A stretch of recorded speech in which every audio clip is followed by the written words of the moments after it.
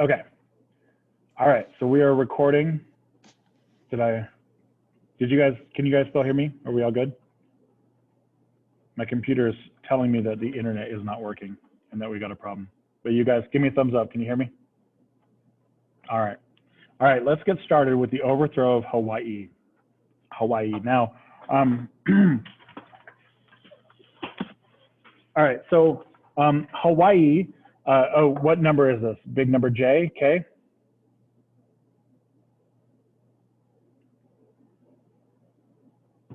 What number do we have, Lindy? I'd be on H. You have H was the last one we did? I'm on E. E is the last one. H. Okay, so H is this one? Yeah? Okay, let's go with H. H for Hawaii. Ah, totally planned it. Totally planned it that way. Excellent. Okay. All right, so H for the overthrow of Hawaii. Okay, so Hawaii is an independent kingdom at this point. It's an independent kingdom in the middle of the ocean. It is, what today we would call Hawaii. So it's an independent kingdom in the middle of the ocean, and it had unified all of its islands under one king back in like 1830. Okay. So in the early 1800s, it unified itself as the one king. Now, Hawaii was able to avoid being taken over. It was never taken over by the British or the French or the Dutch or anyone. It was never taken over. It was able to avoid that because it was able to unify. It had a government that it was able to negotiate with other countries, and so they didn't take it over. Right, that they gave like favorable trade relationships.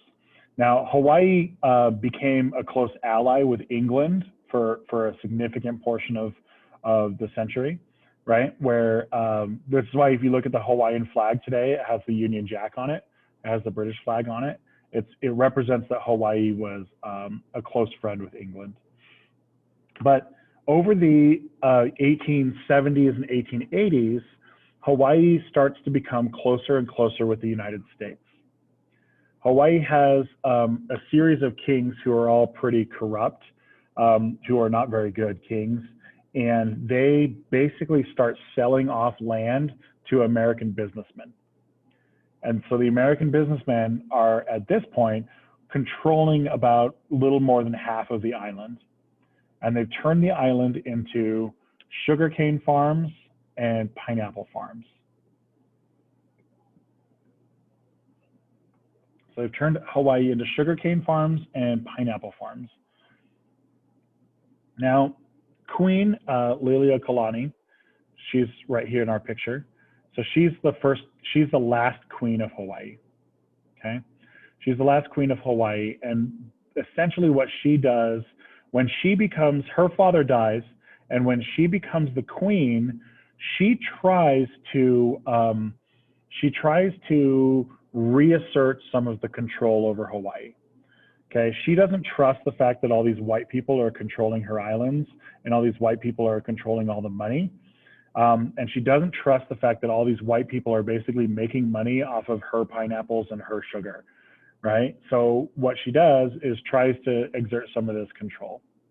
This is going to be kind of the end of the Kingdom of Hawaii.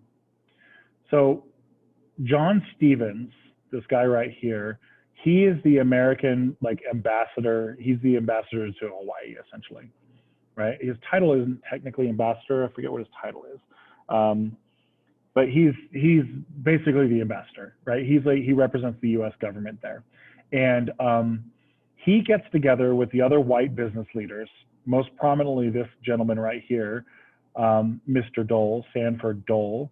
You may recognize him from Dole pineapples, right? That's where the brand for pineapples comes from. It comes from him, right? Let's take a moment and let's respect this beard. I mean, look at this. That's a work of art. Look at that. Ooh, ooh. Yeah, nothing beats 19th century for facial hair. All right, so Stevens, Dole, and some of the other white business leaders, they get together and they form what we call the Committee of Safety. The Committee of Safety. Now, the Committee of Safety is dedicated to overthrowing Hawaii. It's dedicated to overthrowing Hawaii because they don't believe that the Queen knows how to run her country, and they don't believe that she is going to protect American business interests. So these two guys basically decide that they want to overthrow the government of Hawaii.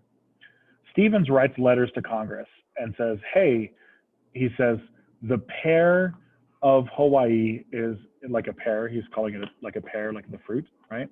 He says, the pear of Hawaii is ripe and it is time to be picked, is what he tells Congress. And he says, it's time for us to take it over. Congress refuses, right? Congress is like, no, we're not like that. We're not the empire of Europe. We're not these empires. We don't take things over like Europeans do. And Stevens says, yeah, we probably should though, okay? Why do you think these guys have business interests, but there's another interest in Hawaii.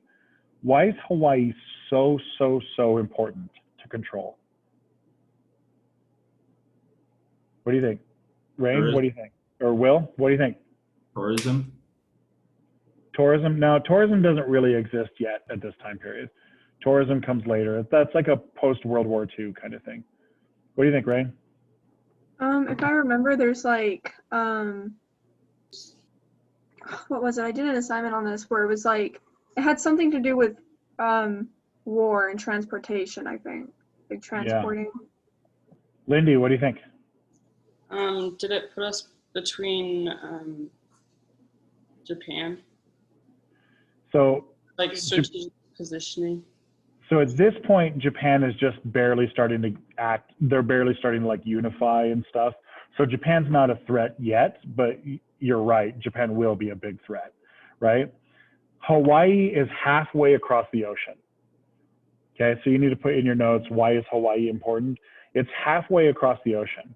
So on your way from America to Asia, it's halfway, right? So if you need fuel, if you need food, if you need fresh water, right? Anything you need to stop in Hawaii and get it, right?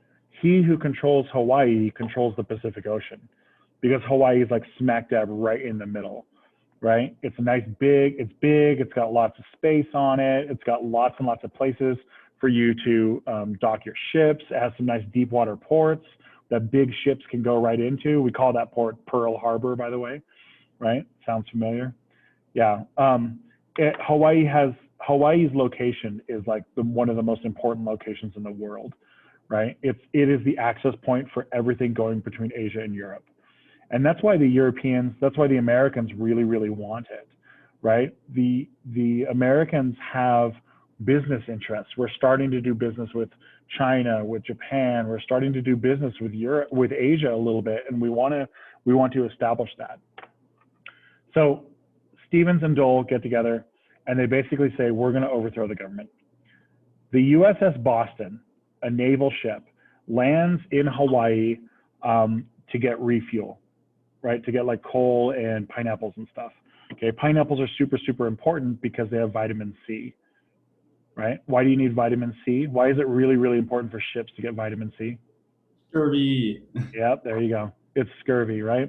If you don't get vitamin C, you get scurvy and you die, right? And scurvy is a really nasty way to die. So ships are constantly stopping here to pick up pineapples to get some of that sweet, sweet vitamin C.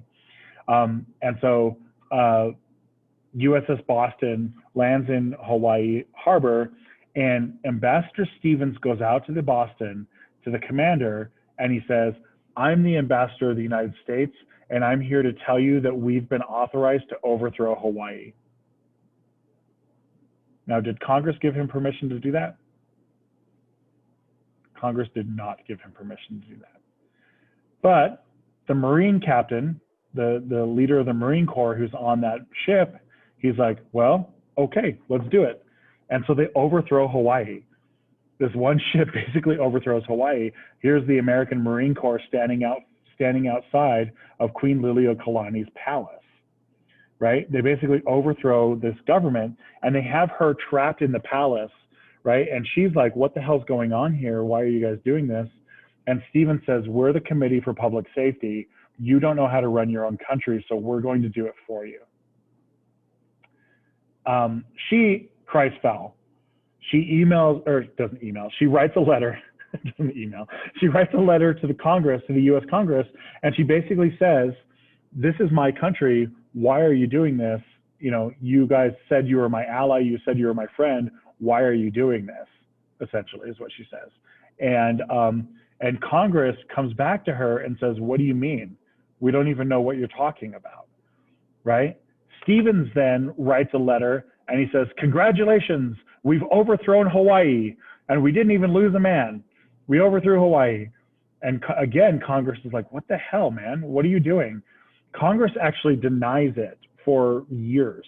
It takes like 6 years of Congress basically just denying it. They write him back and they say, you were not supposed to overthrow Hawaii. We did not take it over. You were not supposed to do that, right? And then the USS Boston leaves and the next ship comes in and Stevens says, hey, Marines, I need you guys to, you know, help administrate over Hawaii. And the Marine Corps basically just keeps going, okay, that's cool. And they just illegally occupied Hawaii for like 6 years, basically. And Congress the entire time was like, what the hell are you doing, man? Why, we're not taking over Hawaii. What are you doing? And he just does it anyway. He continues to do it anyway. And while he's doing it, Dole starts basically consolidating all of the money holders, all of the like rich white people on the islands. And so all of them are unified. So whenever a Navy ship comes up, they basically go to the Navy ship and say, hey, you know, we're here, we're occupying, we need your help. And so the Navy is like, okay, well, Americans need our help, so we'll help them. Okay, we end up holding on to Hawaii for 6 years illegally. Queen Liliuokalani ends up, she ends up giving up her throne eventually, right? After I think 7 years, I think, is when she ends up giving up the throne, but she resists it for a long time. And she tries to resist it. This is how we accidentally overthrew Hawaii. Okay? What do you guys think about this overthrow here? What do you think about this? Lindy, what is your impression of this? It kind of surprises me that nobody was sent over to just like stop him from doing more things. Yeah, so they did send Navy ships over, and the Navy ships just joined the occupation, essentially, right? Because he would come here and he'd say like, I'm speaking with the authority of Congress. He would basically lie to the Navy, and the Navy would be like, okay, that sounds good, that's reasonable. And the Navy would just join in. Yeah. The government never sent out like Navy ships just to apprehend him. It was just like, Yeah, so here's the thing. Part of Congress said, yeah, we should keep it. And the other part of Congress said, no, we don't want to keep it, right? They were in conflict about this. And so they never gave the Navy really clear orders. They never like pulled a Navy commander aside and say, hey, go overthrow this dude, right? This dude is a nut job, go get rid of him, right? The Navy never did that. The Navy never got those orders. And a lot of the people in the Navy wanted to take over Hawaii. They wanted Hawaii because they wanted to control the vitamin C. They wanted to control the fuel stop. They wanted to control the source of fresh water, right? And the Navy has been on board from the day one, because the Navy is like, Hawaii is so important, we need it, right? Congress has just kept on saying, no, we don't need it. it's amazing how one crazy man can take over an entire. Yeah, it's he's not alone, because he does have all of the rich people, all the rich people on the island. What history tells us is that when rich people feel like they're threatened, they really get a lot of stuff done, man. Woof. Rich people know how to get stuff done. They, overthrow governments when they feel threatened. Yeah, it's pretty crazy. It's pretty crazy. What I want you to put in your notes here is, this is the birth of American imperialism. This is the birth of American imperialism.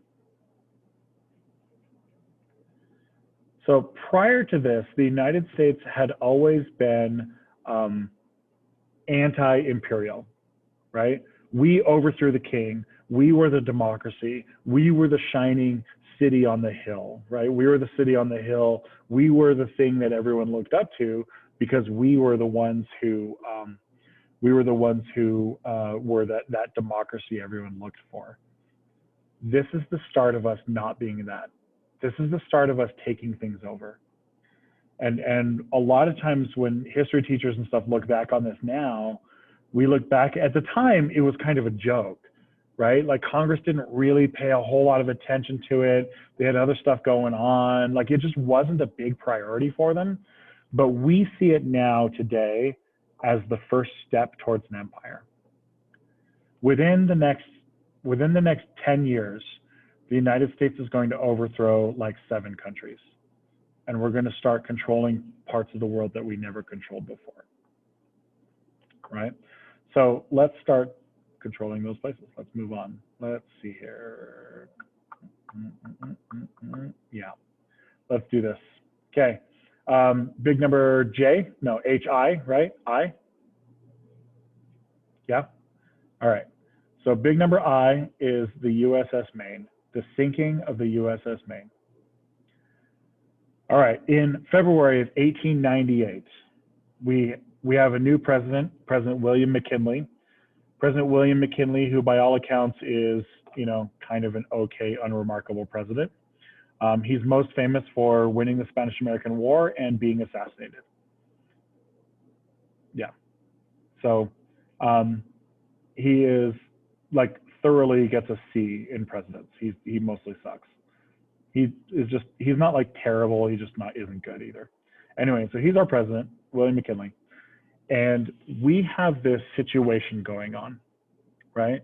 At this point in time, the United States has kicked Europe out of the New World, right? Europe isn't in the New World anymore, right? We kicked the British out. We kicked the Frenchies out. We've kicked the Spanish out of everywhere except for the Caribbean. The Spanish still own Cuba. Cuba wants its independence. Cuba has been starting to fight for its independence from Spain, right? So there's a rebellion in Cuba. Spain controls Cuba. There's a rebellion in Cuba, okay? The United States newspapers are supporting these rebels, right? Because we really like overthrowing kings. That's like our thing. We really dig on that, right? And so we've been supporting these rebels, and we've been sending ships in, like doing trade and stuff like that. And the USS Maine enters into Havana Harbor, Havana, Cuba. It enters into Havana Harbor in February of 1898, and then suddenly it explodes. The evil Cubans, the evil Spanish blew up our ship because we were supporting the rebels. They blew up our ship. They killed our men. They blew up our ship. And because of that, we have to overthrow the Spanish. Kind of. Now, the newspapers say this, right? The newspapers say, the battleship Maine has been blown up in the harbor. Destruction of the warship is a work of the enemy, right? That the Navy is going nuts about this. Or I'm sorry, not the Navy, newspapers. The newspaper is going nuts about this, right? They're writing story after story after story after story. Every newspaper across the country is talking about the evil Spanish who have sunk our ship and blown up our ship. And people are confused. Why would the Spanish attack us? What's going on here, right? They're freaking out about this. And the US goes to war. We are going to start this war, but hold on. There's something very important here, right? Let me tell you the other part of the story. The actual truth of the story is that the USS Maine showed up in Havana Harbor, and the USS Maine had a mechanical problem. It was a steamship, right? So they had a big coal engine that had a big old giant boiler where it would boil all the water, and then the steam would power the engine, right?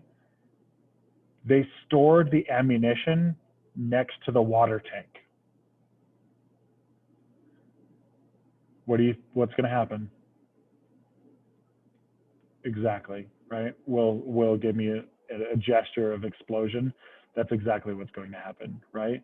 These idiots, the idiots on the USS Maine were storing all these like big giant shells like you would put in the guns right? We're talking like shells that are like this big in diameter, right? Big shells, right? These are the kinds of things that you shoot off of the big guns and they blow up ships and stuff, right? They stored these in the room next to the giant boiler. And when the Maine was traveling, they were running that boiler and it was getting hotter and hotter and hotter and hotter, right? Here's the thing about water, okay? Water is a really, really weird thing. Water has a bunch of like strange physical properties, right? You can put water under any amount of pressure, right? You can just keep on putting it under pressure, under pressure, under pressure, and water won't lose its mass, right? So if you have it in there, you can keep cranking up the temperature on it and the water will become vapor and it will become more and more and more and more excited. Water will blow through anything. Pressurized water can cut diamonds, okay? Water is this really weird, it's a really weird act of physics that water is the only thing that does this, right? Most things crush under pressure, but water doesn't. In this case, yeah, Will? There's water jet cutters for steel. Like they have, Mm-hmm. there's this guy on YouTube. He has like the full setup. It's like a plasma cutter, and Yeah. you can cut with a kerf of like a 30-second Mm-hmm. with just pressurized water, and it's insane. And I want Yeah. one. Like, Have you ever used one? 25. Do you guys have one in your welding classes or anything? Do you ever use anything like that? We have a plasma cutter, but like the water jet cutters are like 25 grand, so they're not Yeah. really easy. They're pretty cool though. If you watch the videos on them and stuff, they're really, really cool. If you ever wondered how you cut diamonds, right? If diamonds are the hardest thing in the world, how do you cut a diamond? You cut it with water. Yeah, it's pretty crazy. Anyway, so yeah, go. That guy's cutting 1.5-inch steel like it's an avocado. Yeah, it's pretty cool. It's pretty cool. Lindy and Rain, if you haven't watched it, do yourself a favor, pull up YouTube videos on it and watch them cut things with water. It's really cool. It's really cool. Anyway, so long story short, you guys have already anticipated what's going to happen here, right? This water tank is getting hotter and hotter and hotter and hotter and hotter, and it ignites the ammunition next door, in the room next door, sharing the same wall. Once that ammunition ignites, once one of them ignites, they all ignite and the entire ship blows up, okay? The Spanish did not shoot our ship. They did not sink our ship. We blew it up on our own because we stored our ammunition next to the boiler. Wah, wah. Yeah. What's important here about this story, right? The actual truth of the matter is mechanical failure and human error, right? Blew up our ship. But what matters is the newspapers rile things up. This is what we need to call yellow journalism. You need to use the term yellow journalism. This is the rise of yellow journalism. So yellow journalism is journalism. It's journalism that is largely not true, used to sell copies and rile people up. It's journalism that is oftentimes not true, used to sell copy, to sell like advertisements and stuff, and to get people like emotionally riled up. Yellow journalism is supposed to get you riled up. That's the point. So we call it yellow journalism because it was usually printed on really cheap paper that turned yellow over time, right? So a lot of times these newspapers would like have a yellowish color to them, right? Because it was really, really cheap. Like it was repulped paper, it was really cheap. So we call it yellow journalism because it's this super, super cheap journal. These newspapers around the country are all just trying to get emotional reactions out of people. They know that if you get people scared and angry, that they will buy more newspapers and that they will buy more stuff, right? Get them scared and get them angry, right? Does that sound familiar to you? Right? What is Facebook and YouTube and Twitter and Instagram all trying to get you to do? right? Rain? What are they all trying to get Consume you to do? more. They're trying to make you consume more, right? Yeah, they're trying to they want those clicks, baby, right? They want those clicks. They want those sweet, sweet clicks. They want you to watch every one of those ads. They want you to stay on there. They want you to be scrolling on your phone all day long, right? They want you spending hours and hours and hours looking at their thing, right? Whether it's whatever, Snapchat, Instagram, Facebook, Twitter, all social media is like this. YouTube is like this, right? And YouTube will be like, oh, you watched one video about rock climbing? Well, here's 30 more videos about rock climbing, right? And you're like, dude, I don't even like rock climbing. I just watched this one video, right? And they're like, here's 30 more. Oh, you like to run? Here's ultra marathons. Here's how you do it, right? And you're like, what the hell, man? What are you doing? The whole point is that they're trying to hook you into watching more ads, right? This is yellow journalism. Social media is the new yellow journalism, right? Have you guys seen this? Like, do you guys get like news stories on your social media, right? This happens a lot with older people on Facebook, especially. Facebook pushes like news a lot. Twitter does it, Instagram does it too, YouTube does it too, right? Where they're all pushing these ads for you. And they're pushing all sorts of like news stories that aren't really news, right? This is a good example here of how the media can control the country. Because my grandpa sends stuff to my dad. I know, my mother, oh God. My mother was like sending me a story about how the government is going to be overthrown in November and they're going to shut off everyone's power unless they support Joe Biden. That Joe Biden's going to take away everyone's electricity unless we give him the election, is what my mother was telling me. And I'm like, oh God. It's so scary that they believe that too. Like they just feed into. I know. And my mom's not a stupid person. My mom, she's a nurse. She went to college. She has a degree. Like she's not a dumb person. But here she is sending me these things, and she's like, I got it from a really good source. It was on Facebook. It was a really good source. And I'm like, oh God. That's like my grandpa. He's smart, but there's just some articles that he sent my dad that's just so outrageous that it's like you worry about. I know. It's insane. Anyway, so the problem that your grandparents are having on Facebook is the problem all of America was having with yellow journalism. Okay, so the difference is that Facebook is trying to get you to, I don't know what they're trying to get you to do, buy things, right? And these guys are trying to make us go to war, okay? One of the things is that weapons companies were going to the newspapers and saying, hey, if you can get us go to war, we'll make a lot of money. So we go to war. Big number J, the Spanish-American War. I'm trying to see how much time do we have. All right, I think we'll leave it here. We'll do the Spanish-American War next class period, but I think this is a good place to stop. I think this is good. Okay, I'm going to stop sharing. I'm going to stop recording. Okay.